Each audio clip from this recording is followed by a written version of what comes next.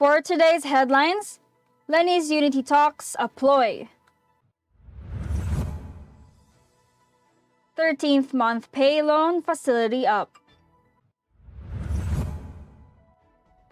U.S. experts recommend Moderna booster for older and at-risk groups. Department of Agriculture gets boost from World Bank. Bataan farmers receive sentinel piglets. Kalinga market vendors protest mall building. DepEd TV records 13.91 million users. 6 killed in Antipolo clash. PNP remains vigilant amid alert level 3.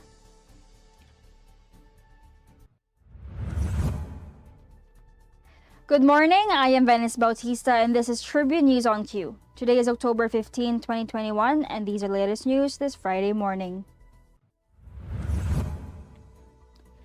Senator Panfilo Ping Lacson on Thursday said he ditched the unity efforts of Vice President Leni because he was insulted as he felt he was being told to withdraw his bid for the presidency.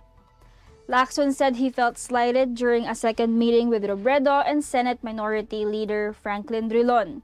He said he did not notice it himself, but his running mate, Senate President Vicente Tito III, later informs him of a supposed hand gesture by Drilon signaling the formation of a Robredo-Soto tandem. Lacson told reporters that it's like effectively telling him in his face to withdraw and create a new tandem between the Vice President and the Senate President. He said that had he not noticed what had happened, he could have stood up and left the meeting. He added that no one can decide that except from himself and no other person because it is his decision and it's not easy to process. Robredo has said she was willing to give way if the opposition can field a unified candidate against the administration's candidate for president. And Lacson clarified that he has no intention of withdrawing his candidacy, saying he had arrived at a point of no return. He added he realized later that the unity talks was just a scheme to organize the opposition under Drilon and Robredo. Sought for comment, Drilon said he could not recall making the hand gesture.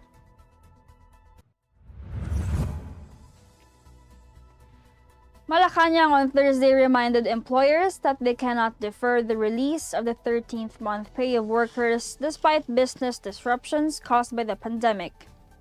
Presidential spokesperson Secretary Harry Roque pointed out in televised briefing that the grant of such benefits for private sector employees is mandated by the law.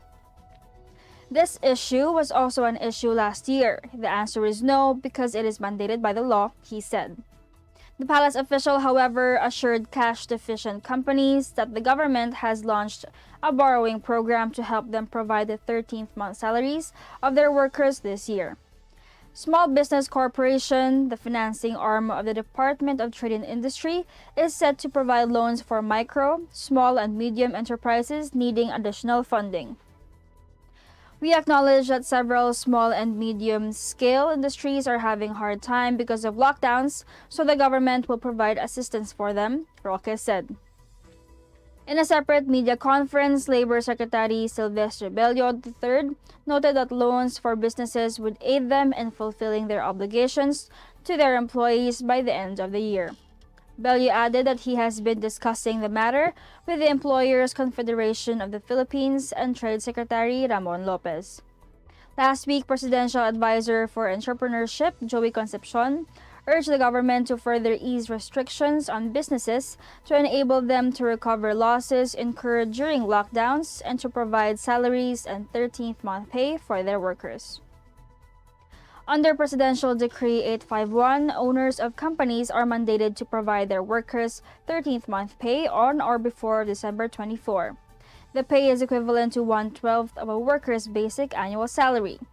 It is prescribed by Philippine labor laws as a mandatory benefit and is different from the Christmas bonus that some companies provide their employees.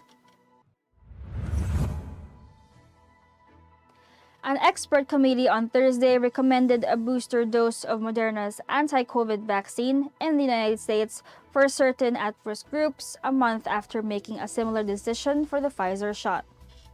The opinion submitted by the Advisory Committee of the Food and Drug Administration, composed of researchers, epidemiologists, and infectious disease experts, is not binding, but it is rare for the FDA not to follow it.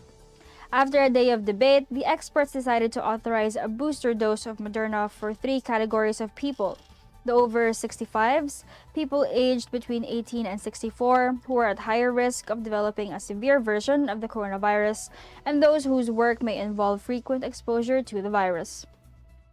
The same definitions were adopted for the Pfizer booster. The last category includes supermarket workers, health workers, prisoners, and people in homeless shelters. The booster can be administered 6 months after the second injection of Moderna's vaccine. The dosage is 50 micrograms, which is half the dosage of the initial shots. A Moderna representative told the panel the booster would help combat the Delta variant at a time when vaccine effectiveness has been observed to decline over the time against infection and mild cases of the disease, even though it remains effective against severe cases. The committee will meet again on Friday to deliver its verdict on a booster dose for the Johnson & Johnson vaccine. Tribune News on Q will be back after these short reminders. Botomoto Halalan 2022, the Daily Tribune special coverage.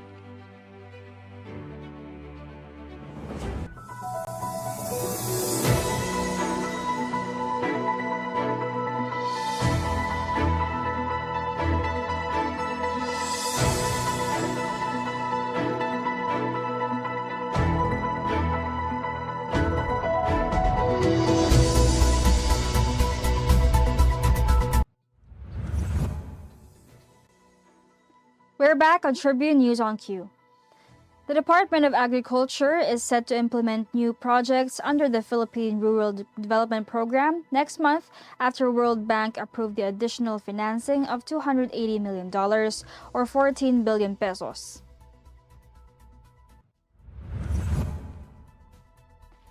Agriculture Secretary William Dar encouraged the provincial government and the municipal mayors of the different towns in Leyte to avail of the program if they have unfunded projects in their pipeline. The AF2 is the second tranche of the $450 million funding from the World Bank as approved by the Investment Coordination Committee in 2016, and it aims to scale up activities and enhance the benefits and impacts of the PRDP, thus supporting the government's coronavirus disease 2019 economic recovery. Dar led the awarding in Leyte of the PRDP-funded 125 million peso potable water system for Ilonggo Town, a fifth-class municipality 145 kilometers southwest of Tacloban, and the project is expected to bring potable water to 3,319 households of the municipality. He added that the enterprise development component of PRDP, called as iReap, also funds infrastructure facilities like warehouses or cold chain facility that support the selected livelihood project. The World Bank estimates more than 300,000 rural residents will directly benefit from fresh rounds of funding for the PRDP projects, which are designed to increase rural incomes and enhance farm and fishery productivity in the targeted areas in the country. At least 40 sentinel piglets were given to 10 beneficiary farmers of this town on Thursday, including 12 sacks of seeds each as part of the Department of Agriculture's National Livestock Program. Hermosa Mayor Jopet Inton revealed that the beneficiaries are part of the Integrated National Swine Production Initiatives for Recovery and Expansion, or INSPIRE, that included the distribution of 40 piglets and 120 bags of feeds. Inton was accompanied by members of the Sangguniang Bayan ng Hermosa, citing that the local government aims to support and help all programs and projects that would benefit the town of Hermosa. Member of the Bulanao Public Market Stall Owners and Vendors and Consumers Association in Tabuk City, Kalinga, trooped to the Tabuk City Hall on Thursday to reiterate their opposition on the demolition of the market and the construction of a mall that they believe will displace them. The vendors, through their legal counsel, Attorney Errol Comafay, appealed to the members of the Tabuk City Council to conduct an inquiry on the unloading of the materials delivered by the boom truck of the Tabuk City Disaster Risk Reduction and Management Council. The Department of Education revealed on Thursday that it is eyeing to expand further the reach of DepEd TV after recording 13.91 million learners who were able to access the agency's television-based learning platform in the previous school year. DepEd Undersecretary for Administration Leni Pascua said that there is a need to maximize the use of DepEd TV as part of the learning delivery modalities under the Basic Education Learning Continuity Plan. This is one of the most widely available modalities for distance learning, Pascua said. DepEd TV provides an avenue to accommodate the different learning styles of learners, and the episodes were designed with more interactive components to capture and sustain learners' interest while attaining the targeted competencies. 2021 encouraging all regional and division personnel to actively promote the use of DepEd TV and DepEd Radio alongside other distance learning modalities to maximize learners' learning experience. Teachers are also requested to submit a quarterly report about the usage of DepEd TV as a teaching modality in the new normal, as the agency will use the reports to assess DepEd TV's efficacy and effectiveness in ensuring learners understand the lessons and competencies they need for the school year. Tribune News on Q will be back. Stay with us. Botomoto Halalan 2022, the Daily Tribune special coverage. Magpabakura kayo. This public service advisory is brought to you by Daily Tribune and 100.3 RJFM. Magandang araw mga katribu! Narito na ang mga makakasama nyo tuwing umaga sa programang Gising Na. Roy Pelovelo, Comfy Manalo, Chinky Mangkukang, Vernon Velasco, Kim Sancha at Chirk Balagtas. Abangan ang programang Gising Na mula alas 8 hanggang alas 9 ng umaga sa Facebook page ng Daily Tribune. Ilabas ng mainit na kape at samahan kami sa inyong pag-almusal, mga katribo. Sama-sama natin alamin ang mga natatagong istorya sa mga latest na kaganapan sa loob at labas ng bansa. Simulan ang bawat umaga with good vibes sa mga informative and recreational segments dito sa ating programa. Maaari niyo rin ibahagi sa amin ang inyong opinion via Daily Tribune Facebook page at Tribune Now sa YouTube. Makichika na rin sa latest showbiz happenings, mga katribo. Kaya naman, magkita-kita po tayo mula Lunes hanggang Biyernes, alas 8 hanggang alas 9 ng umaga at magsama-sama po tayo sa Gising Na! Magpabakura kayo. Every time I'm on the road, I can expect high performance from Phoenix Fuels. Now with Pulse technology, delivers enhanced power and acceleration to make every trip come alive. It's time for the all-new season of the Athletes Tribune. Non-stop revelations. Gusto namin ito na ngayon kung ano ba yung status mo ngayon with your team, with Santa Lucia. Diretsahang usapan. Let's talk about the national team. And alam po namin na hindi ka nakasama sa original crew. So medyo nagulat ka pa doon. And exciting updates. Kamusta ba ang puso ni Mika Reyes?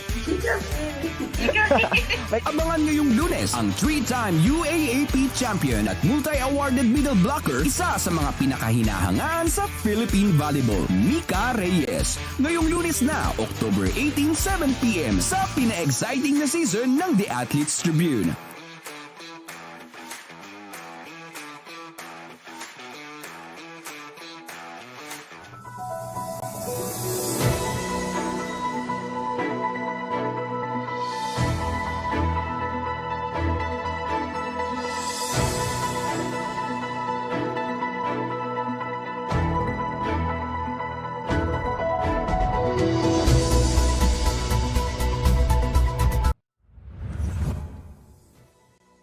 You are still watching Tribune News on Q.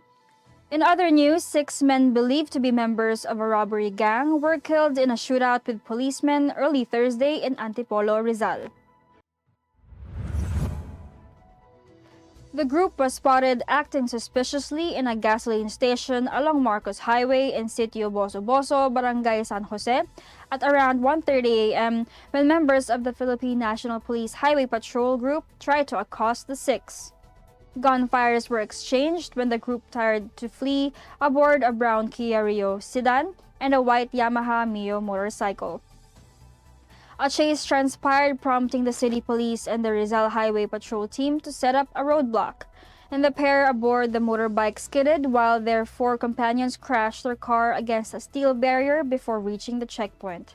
It was then when heavy gunfires were exchanged, and police said the six tried to seek cover in a tree-lined area but were killed while fleeing towards the town of Baras.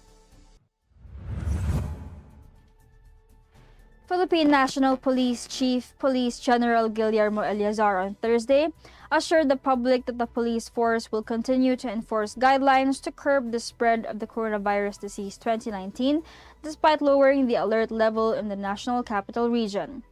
The PNP chief said that he has ordered ground commanders in the metropolis to study the guidelines for the imposition of Alert Level 3 to avoid any confusion in enforcement from 16 to 31 October.